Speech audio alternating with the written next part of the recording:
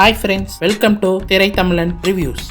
இன்னைக்கு வீடியோவில் எந்த மூவியை பற்றி பார்க்க போகிறோன்னா, ரீசெண்டாக தேட்டர்ஸில் ரிலீஸ் ஆன சட்டென்று மாறுது வானிலை படத்தோட மூவி ரிவ்யூ தான் இன்னைக்கு ரிவ்யூ பண்ண போகிறோம். இந்த படத்தில் ஜெய், மீனாட்சி, யோகி பாபு மற்றும் பலர் நடிச்சிருக்காங்க. வாங்க படத்துக்குள்ளே போகலாம். இந்த படத்தோட கதை என்னன்னா, ஹீரோ ஜெய் வந்துட்டு ஒரு ஐடி கம்பெனியில் நல்ல சம்பளத்தில் வேலை செஞ்சுட்டு இருப்பாரு. இந்த பக்கம் ஹீரோயின் வந்துட்டு ஒரு அரசியல்வாதி பொண்ணா இருப்பாங்க. அவங்க வீட்டில் அவங்க அம்மா தான் ரொம்ப சப்போர்ட்டு. அவங்க அம்மாவையும் அவங்க அப்பா மாடியிலேருந்து தள்ளி விட்டு கொண்டு போடுவாரு. ஏன் அப்படி கொள்ளுவாருன்னா, அவங்க அப்பா வந்து அரசியல்ல மேல உயர்ந்து போகிறதுக்கோசரம் ஒரு வயசான தன்னோட ஆப்போசிட் கட்சிக்காரனுக்கு கல்யாணம் பண்ணி வச்சிடலாம் அப்படிங்கிற மாதிரி பிளான் பண்ணுவாங்க.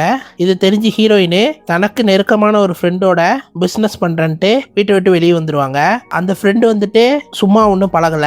அவன் என்னத்துக்கு பழகிறானா, இந்த ஹீரோயினுக்கு 300 கோடிக்கு சொத்து இருக்கும், அந்த சொத்தை நாம ஆக்கிரமிச்சு அப்பாவோட கடனு இதெல்லாம் நாம சமாளிக்கலாம், நாமளும் பணக்காரனா இருக்கலாம் அப்படிங்கிற மாதிரி தான் அந்த ஃப்ரெண்டு கூட பழகிட்டு இருப்பான். ஒரு கட்டத்துல கல்யாணம் பண்ணிக்கலாம் கேட்பான். ஆனா ஹீரோயினுக்கு அதுல சுத்தமா விருப்பமே இருக்காது. நடுவுல அப்பப்ப ஜெய்ய சந்திப்பாங்க. ஆனா ஒரு வகையில அவங்கள பிடிச்சிருக்கும். ஆனாலும் அவங்களுக்கு வந்து தன்னோட பேஷன் இருக்கறனால அதை பத்தி கேர் பண்ணிக்க மாட்டாங்க. அந்த சமயத்துல தான் கூட இருக்க ஃப்ரெண்டு இந்த மாதிரி கேட்கவும் ஜெய்யும் அந்த இடத்துக்கு வருவாரு. வந்த உடனே ஜெய் கொஞ்சம் கூட யோசிக்காம நீ என்னை கல்யாணம் பண்ணிக்கோ அப்படிங்கிற மாதிரி அன்னைக்கே கேட்பாரு. அன்னைக்கே கல்யாணம் பண்ணி ஹனிமூன் போயிடுவாங்க. அதுவும் கம்பெனியில ஒரு குறிப்பிட்ட ஹோட்டல்ல இவங்களுக்கு ஹனிமூன் பேக்கேஜ் மாதிரி பண்ணி கொடுப்பாங்க. அதுக்கப்புறம் அந்த ஹோட்டலோட ஓனர் வந்துட்டு ஒரு கெட்ட ஆளு.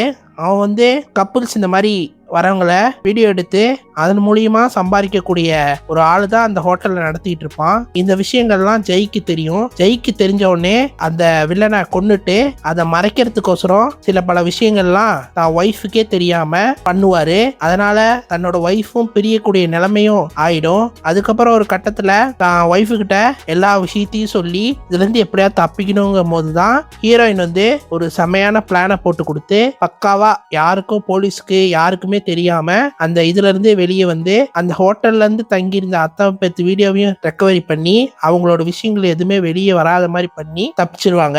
அதோடய இந்த படத்தை முடிச்சிருவாங்க. மொத்தத்துல இந்த படம் எப்படி இருக்குன்னா, ஒரு டீசென்ட் ஆவரேஜ் மூவி தான். ஜெய்யோட நடிப்பு, யோகி பாபுவோட காமெடி, அதுக்கப்புறம் மீனாட்சியோட நடிப்பு எல்லாமே ரொம்பவே நல்லா இருக்கு. பிடிச்சவங்க தியேட்டர்ல போய் செக் பண்ணி பாருங்க, சப்போர்ட் பண்ணுங்க. இந்த வீடியோ பிடிச்சிருந்தா லைக் பண்ணுங்க, ஷேர் பண்ணுங்க, கமெண்ட் பண்ணுங்க, மறக்காம சப்ஸ்கிரைப் பண்ணுங்க, பக்கத்துல இருக்க பெல் பட்டனை அமைக்கிருங்க. இன்னொரு வீடியோல சந்திப்போம். தேங்க்யூ.